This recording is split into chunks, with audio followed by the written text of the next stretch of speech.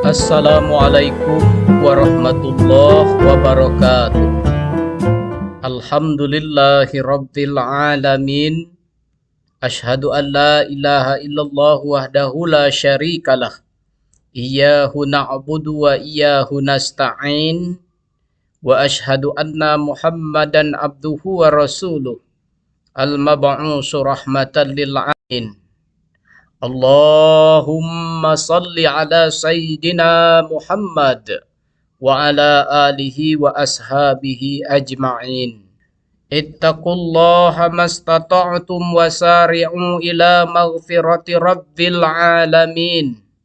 Faman ya'mal misqala zarratin khairan yarah wa man ya'mal misqala zarratin syarran yarah.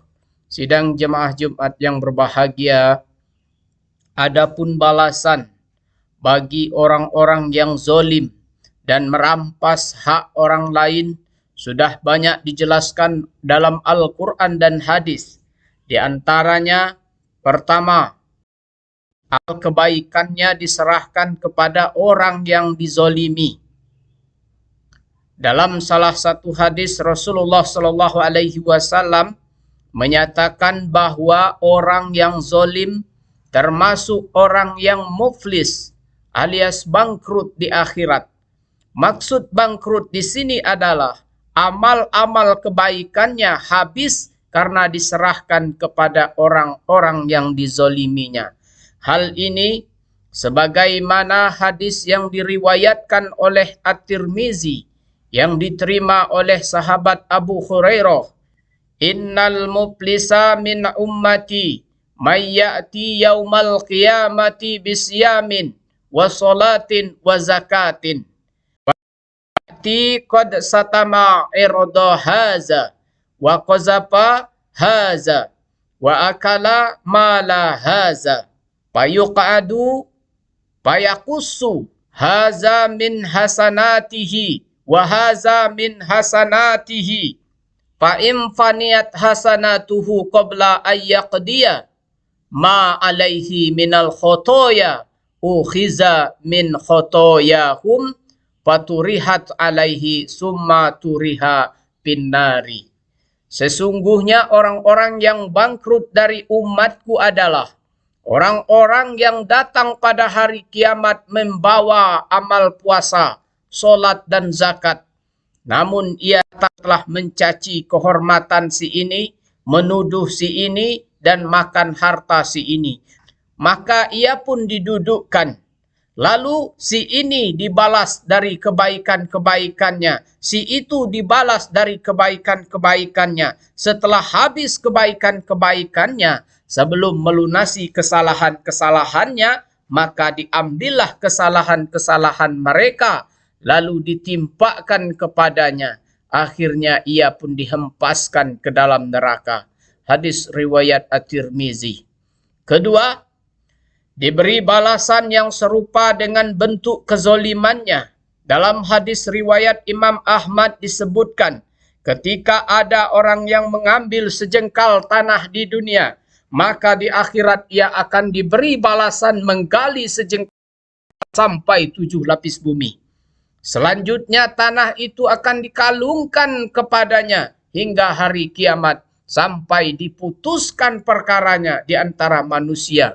Demikian seperti disabdakan Nabi Shallallahu Alaihi Wasallam, ayyuma rajulin zolama sibram minal ard kallafahullahu azza wa jalla ayyahfirahu hatta yablugha akhir sab'i ardina summa yatawwaqahu ila yaumil qiyamati hatta yuqda bainan nas.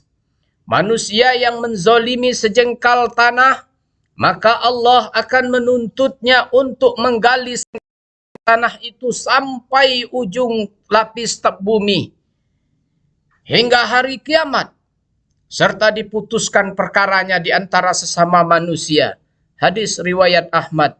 Sidang jemaah Jumat yang dirahmati oleh Allah Subhanahu wa taala. Yang ketiga, diancam dengan doa buruk orang yang dizolimi. Ingatlah, orang yang dizolimi termasuk salah satu di antara 3 golongan yang mustajab doanya. meskipun orang itu termasuk orang jahat atau non-muslim, sebagaimana yang telah disebutkan dalam hadis Nabi Sallallahu Alaihi Wasallam yang diterima sahabat Abu Hurairah, wattaqi da'watal mazlum fa inna da'watal mazlum mujabah. Takutlah kamu terhadap doa orang-orang yang dizolimi. Doa orang yang dizolimi itu mustajab, cepat terkabul. Hadis riwayat Malik. Yang keempat, tuntutan dan persidangan di padang mahsyar. Pada waktu itu, ahli neraka tidak akan masuk neraka, serta ahli surga tidak akan masuk surga sebelum dirinya bebas dari segala sangkutan, kezoliman, dan hak kepada sesama manusia. Selanjutnya, ahli neraka tidak akan masuk neraka selama ia masih memiliki hak pada ahli surga. Begitu pula, ahli surga tidak akan masuk surga selama masih memiliki hak pada ahli neraka. Hal ini seperti yang digambarkan oleh Rasulullah Sallallahu Alaihi Wasallam dalam hadisnya, Bismillahirrahmanirrahim. La yanbaghi li ahadim min ahlin nar ayyadkhulan nar walahu inda ahlil jannah haqq hatta aqusahu minhu wala yanbaghi li ahadim min ahlil jannah ayyadkhulal jannata wali ahadim min ahlin nari indahu haqq hatta aqusahu minhu hatta latmatu. Tidak pantas seorang ahli neraka masuk neraka sementara ia masih memiliki hak pada ahli surga. Begitupun ahli surga tidak akan masuk surga sementara ia masih memiliki hak pada ahli neraka sampai kami memutuskan perkaranya, meskipun bentuknya haknya berupa satu tamparan. Hadis riwayat Ahmad.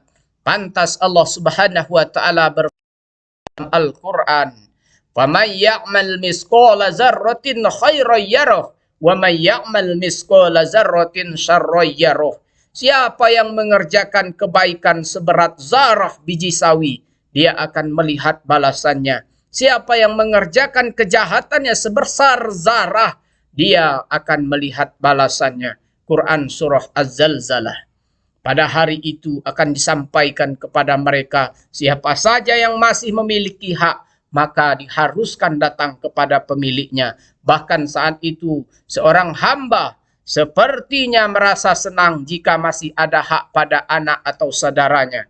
Sebab pada hari kiamat tidak ada hubungan nasab. Meskipun saat di dunia saling mengenal, tetapi pada hari itu keadaan mereka tidak saling sapa.